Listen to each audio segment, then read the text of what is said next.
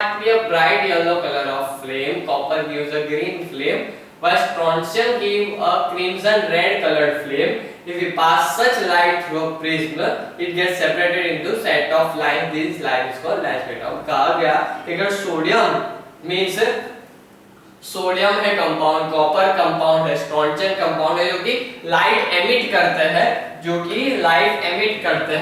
जो कि ओके यहाँ पर मान लिया वो एटम्स प्रेजेंट है जो कि लाइट एमिट करते हैं। अगर ऐसी लाइट अगर हम प्रिज्म पे डालते हैं तो उनकी वजह से जो स्पेक्ट्रम फॉर्म होता है, यहाँ पर उनकी वजह से जो स्पेक्ट्रम फॉर्म होता है उसे नाम दिया गया लाइन स्पेक्ट्रम, जिसे नाम दिया गया this is called line spectrum differentiated between continuous and line spectrum. Means continuous means पूरा VIVGYOR,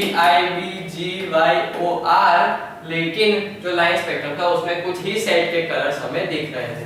तो line spectrum of hydrogen atom, the line spectrum of hydrogen atom अगर हम पढ़ेंगे, when electric discharge pass through a discharge tube containing a hydrogen at low temperature, it emits some light. Okay, तो यहाँ पर hydrogen gas है, उसे हम low temperature पे डिस्चार्ज ट्यूब में रखते हैं तो कुछ लाइट एमिट कर दी। अब वो लाइट एमिट हुई, उसे हमने प्रिज्म पर डाला तो यहाँ पर कुछ set of line means prism splits up in a set of 5 lines, 1 2 3 5 lines में यहाँ पर उन्होंने डिवाइड किया।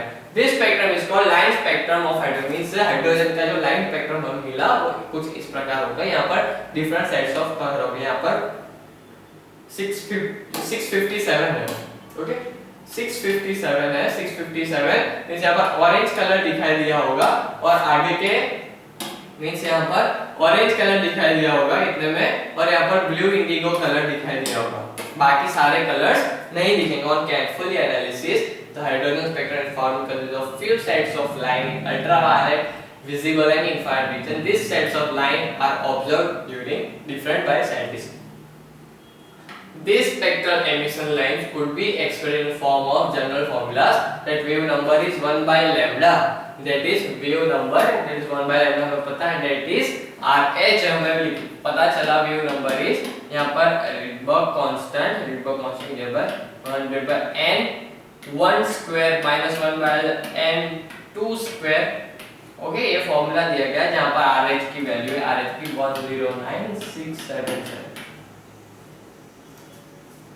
where the n1 and n2 are positive integers and RH is a Rydberg constant, a set of line observed hydrogen। यहाँ पर हम आगे उसके एप्लीकेशंस पढ़ेंगे। ओके, और यहाँ पर कुछ सीरीज डेवलप की गई एमिशन लाइंस के हाइड्रोजन स्पेक्ट्रा की, जो 5 1 2 3 4 5 सीरीज आ रहे थे, क्योंकि पहली आ रही थी अल्ट्रावायलेट रेडिएशन की, सेकंड आ रही थी विजिबल रेडिएशन की। मींस अगर कोई भी इलेक्ट्रॉन 2 3 और 4 m की वैल्यू से, अमाउंट ऑफ एनर्जी की वैल्यू से जब 1 पे जाए तो उसे कहेंगे Lyman series first orbit. Means 2 3 और 4th ऑर्बिट या फिर ऑर्बिट से फर्स्ट ऑर्बिट पर मूव करे तब जो लाइट रिलीज करेगा वो अल्ट्रावायलेट होगा हाइड्रोजन के लिए, और उसे कहेंगे लेमन सीरीज। अगर 3 4 5 से ऑर्बिट से कोई इलेक्ट्रॉन सेकेंड ऑर्बिट पर जाए, जिसे नाम दिया गया बार्मर सीरीज, वो रिलीज करेगा विजिबल लाइट हाइड्रोजन के लिए। ओके, जो 4 5 6 ऑर्बिट से थर्ड ऑर्बिट पर मूव करे और जो रिलीज करे इंफ्रारेड हाइड्रोजन के लिए, उसे कहेंगे हम पास्टन सीरीज। और 5 6 7 ऑर्बिट से 4 पर मूव करे कोई भी इलेक्ट्रॉन, मींस ये वो एक्साइटेड स्टेट्स, ये वो ग्राउंड स्टेट्स, मींस 4 5 6 या फिर 5 6 7 से कोई भी इलेक्ट्रॉन 4th स्टेज पे मूव कर रहा है और रिलीज कर रहा है रेडिएशन, तो वो हाइड्रोजन के लिए इंफ्रारेड रेडिएशन होगा, और उस सीरीज को नाम देंगे ब्रैकेटेड सीरीज। और 6 7 8 ऑर्बिट से कोई भी इलेक्ट्रॉन 5th ऑर्बिट पे जंप कर रहा है, उसे नाम दिया Pfund series. In case of hydrogen वो होगी इंफ्रारेड। डिफरेंट ये चेंज हो सकती है, लेकिन ये कांस्टेंट रहेगी। मींस यहाँ पर हमने 5 सीरीज पढ़ी, Lyman Balmer Paschen Brackett Pfund. Means Lyman में 1 याद रखना है, किसी भी 2 3 4 5 6 कहीं से भी फर्स्ट ऑर्बिट पे अगर कोई इलेक्ट्रॉन आए तो उसे लेमैन सीरीज कहेंगे। 3 4 5 से सेकंड ऑर्बिट पर आए तो उसे बाल्मर सीरीज कहेंगे। 4 5 6 से थर्ड ऑर्बिट पे आए तो उसे पाससन कहेंगे और 5 6 7 से फोर्थ ऑर्बिट पे आए तो उसे ब्रैकेट कहेंगे और 6 7 8 से फिफ्थ यहां पर ऑर्बिट पर आए तो यहां पर उसे नाम दिया गया है p1। The line spectrum of hydrogen was explained by Bohr model which was discovered. Okay, तो calculate the wavelength of Balmer line. Okay, तो यहाँ पर Balmer सीरीज यहाँ पर फाइंड करनी है। Balmer हमें याद रखना है। Balmer क्या था जब 2 पर आया। ओके, तो n2 इनफाइनाइट है, यहाँ पर n2 कोई भी आ सकता है। ओके, 2 3 4 5 6 7 8 समथिंग, लेकिन n1 है हमारा 2 मींस Balmer से याद रखना है n1 there will be 2, n1 there will be 2। तो अगर हम बात करें यहाँ पर दिया गया है calculate the wavelength of Balmer line corresponding to n2 is equal to 3। Okay, तो हमारा फॉर्मूला था wave number is equal to RH 1 by n1 square minus 1 by n2 square। Okay, यहाँ पर RH की वैल्यू बाद में पुट अप करेंगे। n1 1 by यहाँ पर हो गया 2 square माइनस यहाँ पर हो गया 3 square। ओके, तो यहाँ पर हो गया 1 by 4 minus 1 by 9, तो 4 minus 9 minus 4 5 by 9 4 36, 5 by 36 109 6 7 7 into 5 by 36 जब हम सॉल्व करेंगे तो हमें मिलेगा क्या, तो हमें मिलेगा वेव नंबर और wave number is 1 by lambda. तो अगर इसकी वैल्यू को मींस हम 1 by 109677 5 by 36 कर दे पूरा। ओके, तो यहाँ पर अगर हमें डायरेक्ट लैम्डा ढूंढना है तो lambda is equal to 1 by wave number. Okay, तो वेव नंबर का फॉर्मूला हमने ये सॉल्व किया था, तो इसको हम पूरा यहाँ पर रख दे वेव नंबर की वैल्यू में तो हमें मिल जाएगा लैम्डा। तो lambda there will be 656 nanometers mean 656 nanometer mean they will emit 656 nanometer कौन सी वेवलेंथ में आ रहा था 656 मींस ऑरेंज कलर की वो लाइट एमिट करेगा। तो ऐसे हम ये पता चलता है Bohr model.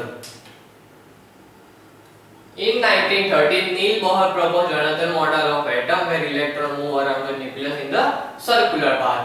Bohr's atomic model is built upon a set of postulates which are as follows. कुछ postulates पे बेस पर उसने Bohr मॉडल डेवलप किया था। The electrons move in a definite circular path around the nucleus, जो कि हमें पता है जिसे नाम दिया गया orbit, means वो एक fixed circular path means orbit में move करते हैं, and postulated that as long as electron is in a given orbit its needs energy does not lose। okay? जब तक वो orbit में है तब तक वो कोई energy lose नहीं करेंगे। तो orbit और therefore reverse the stationary orbit और stationary state और non radiating orbit जैसे नाम दिए गए। तो electron can change its orbit bye absorbing and releasing energy, means यहां पर एनर्जी एब्जॉर्ब करके या फिर रिलीज करके ऑर्बिट चेंज कर सकते हैं। जैसे कि 2 बार्मर सीरीज में 3 4 5 से 6 7 8 इनफाइनाइट से सेकंड सीरीज पर जब वो एनर्जी लूज कर रहा था तभी आ रहा था। ओके, तो E1 can go to higher final stage of energy EF by absorbing a single photon of energy by given below. यहाँ पर E का जो EF था में जो इलेक्ट्रॉन वो यहाँ पर एक फोटोन एनर्जी रिलीज करके एक स्टेज अप जा सकता है। Means similarly an electron which gets in orbit in higher state of energy to the lower state of energy a single photon of energy release, means जो 2 से 1 पर जाएगा तो एनर्जी रिलीज करेगा, लेकिन जब इससे 1 से 2 पे जाएगा तो एनर्जी एब्जॉर्ब करेगा। And angular momentum is equal to mass mvr। Okay, तो एंगुलर मोमेंटम का फार्मूला है हमारा mvr, हमें पता है angular momentum is equal to mvr, फिर मास ऑफ इलेक्ट्रॉन हो गया यहाँ पर is equal to line integral multiple of h by 2 pi. ये हमें याद रखना है, ये फार्मूला बहुत काम आएगा। जो भी एंगुलर मोमेंटम है हमारा हाइड्रोजन के लिए वो है integral multiple of h by 2 pi, means n की वैल्यू यहाँ पर कुछ भी 1 2 3 कुछ भी हो सकती है और h by 2 पाई का वो इंटीग्रल मल्टीपल होगा। where n is a positive integer known as principal quantum number, जो कि जिस ऑर्बिट पे वो प्रेजेंट है वो एनर्जी का प्रिंसिपल क्वांटम नंबर कहलाएगा। तो Bohr obtained the following expressions for energy of an electron in the stationary state of hydrogen atom by using these postulates. Energy of orbit En is equal to minus RH 1/2। Okay, तो ये formulas ज्यादा use नहीं होते energy के। Planks constant यहाँ पर the negative sign of expression that attract the, okay, तो यहाँ पर न्यूक्लियस और इलेक्ट्रॉन अट्रैक्ट होता है, means there is just a theory which is failed. Explanation of light spectrum of hydrogen. As per the second postulates mentioned about, the energy emitted in the transmission of single electron on the initial stationary state of energy E1 and final state means हमारे energy का हम find करना है, तो EI minus EF करेंगे तो हमें मिलेगा h nu। Okay, h nu। Substituting the expression for energy, we can formula given at 2.5. The Bohr model provides an explanation for line spectrum summarize. Okay, तो ये हो गया यहाँ पर हमारा एक्सप्लेनेशन सीरीज का। ये n is equal to 1 1 2 3, okay, अगर 3 से 2 पर आ रही है तो हो गई बार्मर सीरीज, 4 से 2 पर आया तो बार्मर, 5 से 2 पर आया तो बार्मर, 6 से 2 पर आया मींस 2 पर जितने भी आएगी वापस उसे बार्मर कहेंगे। ये 2 से 1 पे जा रही है, 3 से 1 पे जा रही है, 4 से 1 पे जा रही है, 5 से 1 पे, 6 पे 1 से जा रही है, वो सारी हो गई Lyman series. Okay, Lyman series. अब 4 से 3 पे आ रही है, 5 से 3 पर आ रही है, 6 पे 3 से आ रही है, इंफिनिटी से 3 पर आ रही है, उसे कहेंगे पास्ट चल। ओके, तो n इक्वल टू 3 पर आएगा पास्ट चल। अब 4 पे 5 से 4 पे आएगी लेमन बार्मर पास्ट चल ब्रैकेट, और 6 से 5 पर आएगी उसे नाम दिया p पॉइंट। ओके, तो ये सी टेबल याद रखना, ये टेबल याद रखना है कि अगर 1 पर आए तो लेमन, 2 पर आए तो बार्मर, 3 पर आए तो पास्टल, 4 पर आए तो ब्रैकेट एंड 5 पर आए तो पी फंड।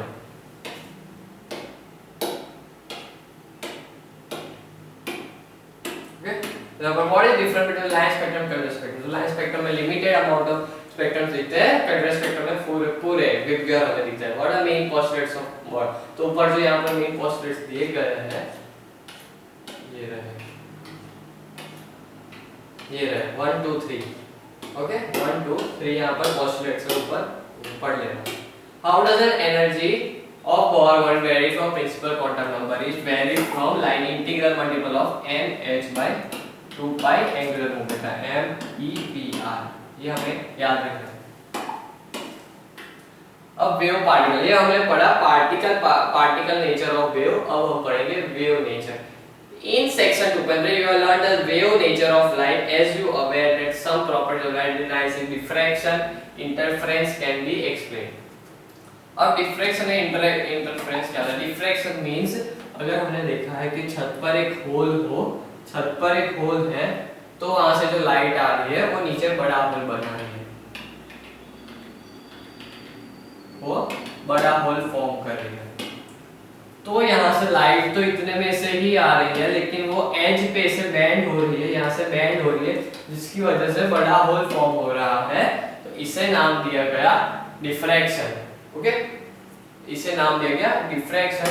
और इंटरफेरेंस में कुछ ऐसा होता है कि अगर यहाँ से सोर्स से लाइट आ रही है तो यहाँ से मुड़कर वो यहाँ पर शीट पर फॉर्म होगी, तो यहाँ पर डिफरेंट कलर्स दिखेंगे, या फिर इंटरफेरेंस मींस मिक्स हो गए दिखे, इंटरफेरेंस एक पैटर्न है वो दिखेगी, वो हम आगे पढ़ेंगे। In 1923 a young French physicist Louis de Broglie argued that if light can show particle nature as well as wave nature, okay, means वो particle nature as well as wave nature दोनों show कर सकते हैं। Why should particle of nature electron not possess gravity? He proposed that matter particle should indeed have wave nature. He said that the particle of mass m moving with velocity v has an associated wavelength lambda of a given formula, means h is equal to lambda is equal to h by mv, और जो कि हमने derive किया है simple है। When P is equal to mv, that is momentum P is equal to mv. Okay, angular momentum का mvr और linear momentum का mv हमें फॉर्मूला याद रखना है, जिसे lambda is equal to h by p. The de Broglie wavelength of the body is inversely proportional of momentum. Okay, तो de Broglie wavelength में अगर वेवलेंथ की बात करें तो वो h by p वैल्यू रहती जो कि inversely proportional of momentum था. Since the magnitude of h is very small because it is -34, okay, 10 raised to power h की वैल्यू 10 raised to power -34 है ना, मींस वो बहुत स्मॉल वैल्यू है. तो thus why the object of our development would be too small to be observed to this calculation, means उसे calculation को solve करना है. तो इसके बेस पर कुछ एग्जांपल सॉल्व करेंगे. और calculate the de Broglie wavelength associated with cricket ball weighing 380 gram thrown at speed of 140 km. इसे तो पहले मीटर पर सेकंड्स में करेंगे, तो यहाँ पर होगा 38.89 मीटर पर सेकंड. ओके, 38 मीटर पर सेकंड. और यहाँ पर मास को केजी में करेंगे, means 0.38 KG. Okay, 0.38 KG. Okay, ये हुआ हमारा m और v की वैल्यू. अब m और v को मल्टीप्लाई करेंगे, तो हमें मिलेगा p. ओके, जब p की वैल्यू मिली, जब p की वैल्यू को लैम्डा में h by p में पुट कर देना और यहाँ पर p की वैल्यू और h से डिवाइड करना, तो हमें मिल जाएगा लैम्डा, जो कि हमारी हुई de Broglie wavelength, जो कि हमारी वैल्यू होगी 4.48 × 10⁻31. If the electron show a wave nature, then the beam of this light is expected to be show diffraction, this property of wave. अब G.P. Thomson and C.P. Davidson ने demonstrate किया diffraction. Okay, तो यहाँ पर diffraction show किया था कुछ इस तरह कि वो एक सेंटर में ज्यादा होगी और देन फिर रेडिएट करके यहाँ पर तो यहाँ से तो सेंटर में से रही कुछ इतना ही है, लेकिन जो उसके वजह से लाइट बन रहा है. टॉर्च में भी अगर हम ऐसे टॉर्च ब्लो करें तो वहां से वो छोटे होल में से आ रहे हैं, लेकिन आगे वो बढ़ी रहे. मींस जो कि यहाँ पर टॉर्च है उसकी यहाँ पर कॉर्नर्स से वो बैंड हो रही है. ओके, ऐसे बैंड हो रही है, तभी आकर यहाँ पर बड़ा सर्कल में से अच्छे से एरिया में हम देख सकते हैं. तो ये है रीजन डिफ्रैक्शन का. Now his. Okay, next okay, Heisenberg This uncertainty. Okay, Heisenberg uncertainty principle. तो हमें ये प्रिंसिपल इतना जरूरी है कि हिसेनबर्ग ने कहा कि जो भी इलेक्ट्रॉन है, जो कि हमारे इलेक्ट्रॉन है, वो पार्ट है, वो मूव कर रहा है with certain momentum and velocity से वो ऑर्बिट में मूव कर रहा है. ओके, मूव कर रहा है. तो हम एग्जैक्ट पोजीशन उसने कहा दैट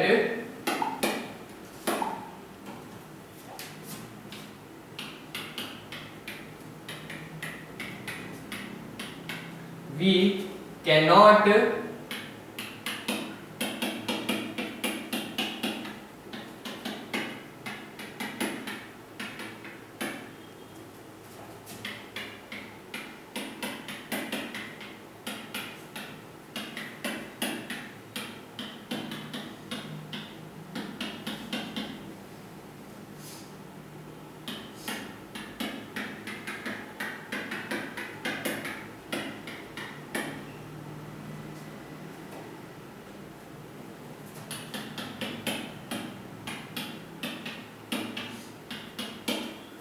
जो कि इलेक्ट्रॉन की एग्जैक्ट पोजीशन और वेलोसिटी जो कि कोई भी ऑर्बिट पे है वो हम स्टेट नहीं कर सकते. Okay, according to this principle it is impossible to measure the position and momentum or velocity of an electron accurately. In the simple words, we may state the more accurately you measure the particle's position, less accurately you are able to measure the momentum and vice versa. अगर आपने velocity accurate measure की तो आप उसकी position नहीं find कर पाओगे, अगर position find की तो आप velocity find नहीं कर पाओगे.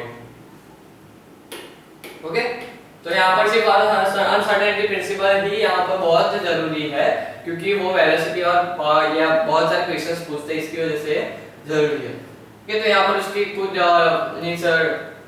फॉर्मूलाज कुछ नहीं आते, लेकिन सब में कंसेप्ट क्लियर होने चाहिए. That is if the position of object is known exactly then the uncertain momentum must be infinite, meaning we cannot say anything about the velocity. Similarly, velocity is known exactly, then the position would be entirely uncertain and the particle could be anywhere. means वो rotate कर रहे हैं तो कहीं भी हो सकते हैं, हम उसकी position नहीं देख सकते. The actual particle, none of two particles can be measured with certainty due to the small value of Planck's constant -34. This principle is not relevant to making measurement of large objects like car, bus and aeroplane.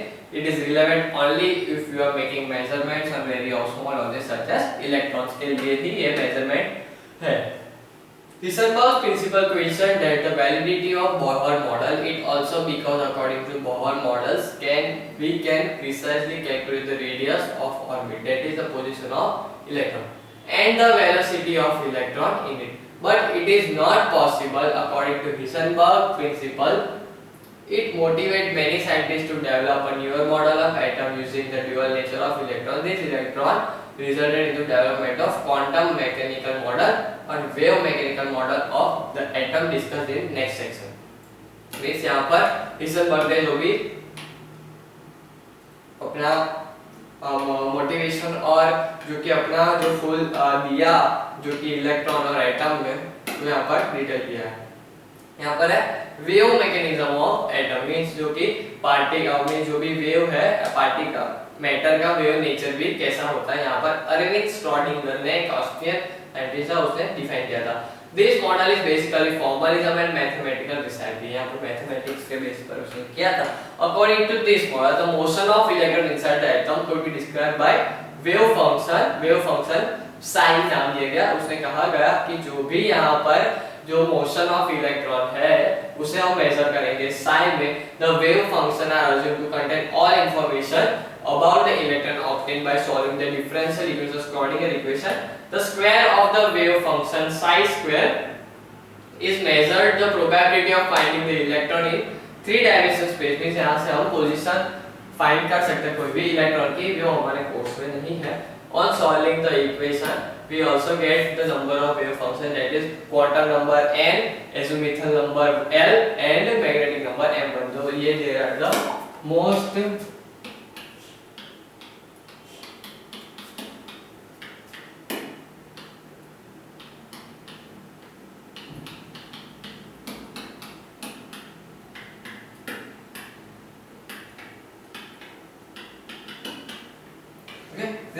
important quantum number जो हम आगे पढ़ेंगे. This quantum number है possible logically, जिससे हमें energy पता चलेगी, orbit पता चलेगा और कितना मैग्नेटिक मोमेंटम है वो भी पता चलेगा. ओके, क्वेटी हो गया simple. Since 6 of quantum number, okay, significance of quantum number means importance क्या है quantum numbers. So 3 quantum number describe the size, shape and orientation of the atomic orbit in the shape. The additional quantum number which does not give rise to Schrodinger wave equation but introduces the amount of electron spin. The fourth quantum number is electron spin. यहाँ पर quantum numbers हम first is our principal quantum number means जो हम energy level को show करता है. The principal quantum number n describes the energy level of electron within the atom. इस atom में electron कौन से energy level पर present है वो हमें show करेगा. n की value होती है 1, 2, 3 और any positive number. This means that electron can have only certain energies. Then we must consider say that n quantized energy of the electron means the principal quantum number energy also determines the mean distance of the electron from the nucleus. means n is equal to यहाँ पर ऐसे describe किया गया. Okay, यहाँ पर हो गया n is equal to 1, 2, 3, 4. अगर हम मानते हैं कि वो n is equal to 3 पर है तो वो यहाँ पर कोई थर्ड ऑर्बिट में यहाँ पर इलेक्ट्रॉन्स प्रेजेंट होगा. ओके, यहाँ पर इलेक्ट्रॉन प्रेजेंट होगा ऐसा हमें अज्यूम करना होगा क्योंकि वो एनर्जी लेवल n में प्रेजेंट 3 मींस 3 में प्रेजेंट है तो वो थर्ड ऑर्बिट के आसपास प्रेजेंट होगा. ओके, तो यहाँ पर कुछ प्रेजेंट n की वैल्यू दी गई. अगर n is equal to 1 है तो n में देयर आर 2 इलेक्ट्रॉन जाएगा ऑलरेडी नो दैट. अगर n is equal to 2 हो तो देयर विल बी 8 इलेक्ट्रॉन. अगर n is equal to 3 है there will be 18 and so on. Means 18 से ज्यादा इलेक्ट्रॉन्स n equal to 3 में प्रेजेंट होंगे. ओके, तो यहाँ पर n जो है हमारा principal quantum number that just show that the कौन से एनर्जी लेवल पर इलेक्ट्रॉन प्रेजेंट है। Okay, next is azimuthal quantum number. The azimuthal quantum number is related to geometrical shape of orbit, means जो orbit में वो present है उसकी shape, उसका शेप कैसा है। Okay, the value of L may be 0 और पॉजिटिव। ओके, तो यहाँ पर L की वैल्यू है वो 0 से लेकर 1 2 3 n-1 तक हो सकती है। मींस अगर इलेक्ट्रॉन हमने क्वांटम नंबर से पता चला, अगर n 3 है तो L की वैल्यू होगी L-3, means 0 1 and 2। Okay, means 3 से कम तक होगी L की वैल्यू, मींस L की वैल्यू 0 भी हो सकती है, 1 भी हो सकती है, 2 भी हो सकती है। ओके, तो ये है रिलेशन n और L के बीच में का। Okay, so L corresponding different type of subcells, means वो कॉर्बो ऑर्बिट था, वो सेल था, ये हुई उसकी सब सेल्स। ओके, यहाँ पर L means sub shell, when L is equal to 0। Okay, तो यहाँ पर जब L हुआ तो L is equal to S shell, S sub shell, हमें पता है कि S P D F ऐसी सब सेल्स है। S अगर n is equal to 0 हुआ तो S sub shell, n is equal to 1 हुआ तो P sub shell, n is equal to 2 हुआ तो D sub shell, n is equal to 3 हुआ तो F सब सेल। ओके, तो इतनी हमारे कोर्स में है, तो हम इतनी पढ़ेंगे जब। ओके, तो यहाँ पर नोट्स हम लिखेंगे। ओके, तो n हमारा n principal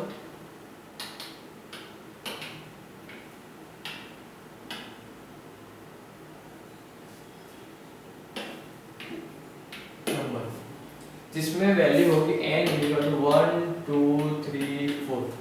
okay, wait,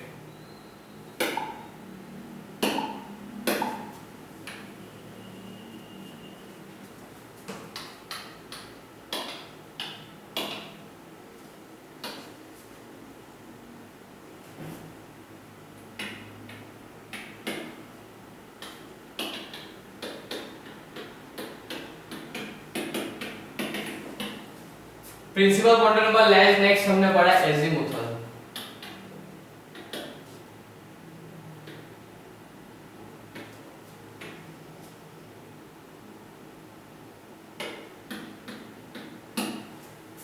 okay, azimuthal quantum number जिससे हमने पढ़ा L की वैल्यू हो सकती है 0 1 2 3 4 अप टू